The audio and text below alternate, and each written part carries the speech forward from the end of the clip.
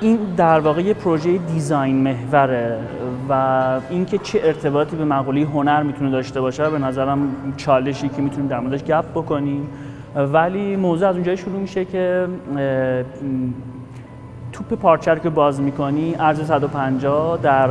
طول 170 رو با قیچی جدا میکردیم و ایده ماجرا از اونجایی اومد که این مستطیل هیچ دورریزی نداشته باشه و منبع الهام یا اون چیزی که میتونستیم بهش مراجعه بکنیم هندسه ایرانی بود یا اون واگره ها یا گره‌چینی هایی که در واقع تو ایران زیاد داریم.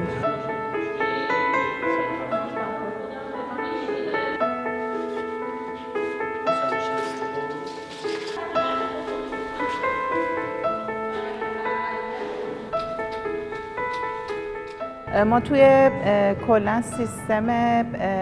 فشن یه قسمتی رو داریم به اسم مد پایدار و زیرو وست یکی از زیرشاخه‌های مد پایداره، چون عموما سومین آلاینده محیط زیست ضایعات جامده که پارچه دقیقاً جزو اون محدوده قرار میگیره.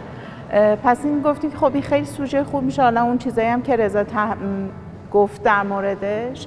و بعد شروع کردیم که حالا چجوری ساختار بدن رو بتونیم روی این هندسه فیکس کنیم که اون راحتی کاربردی بودنش رو داشته باشه و دقیقاً این چیزی که الان شما دارید میبینید یعنی یک کاملا نقشه‌ای که هیچ دورریزی نداره و بعد لباسی که بر اساس اون نقشه دوخته شده. روداده مثل پرسپو خب قطعا میتونه خیلی اثرگذار باشه، حالا ولی خب یه قسمتی که برای من خیلی مهمه اینه که دقیقاً فوکوس کنه رو اون چیزی که میخواد بگه، یعنی که اگر قرار زیرو وست باشه 100% باید زیرو وست باشه، چون ما با هنرمون داریم یه خانشی رو میدیم از یک مسئله‌ای که این مسئله جدیده. اگه قرار ریسایکل باشه یا آپ سایکل باشه دقیقاً باید همون باشه. یعنی من فکر میکنم نمیتونیم یه سوژه گسترده رو بگیریم و یک سوژه خیلی کوچیک رو بگیریم و بعد خیلی گسترده در موردش بیایم کار کنیم، چون اونجوری فکر میکنم که آسیب میزنیم به مفهوم اولیه.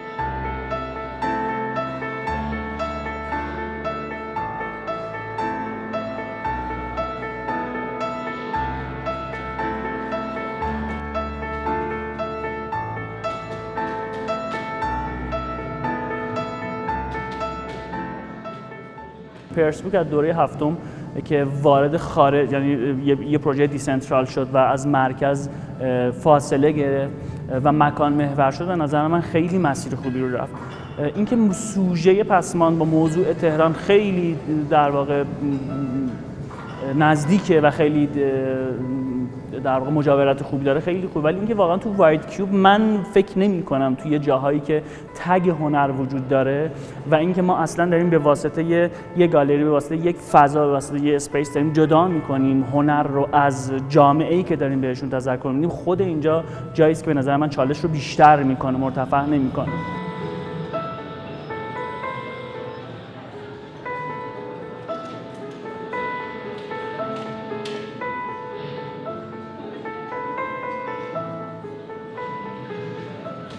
من پسمان رو تا جایی که بتونم، من یه خود آدم وسواسی هم هستم، البته دیزاینرها همشون یه OCD یه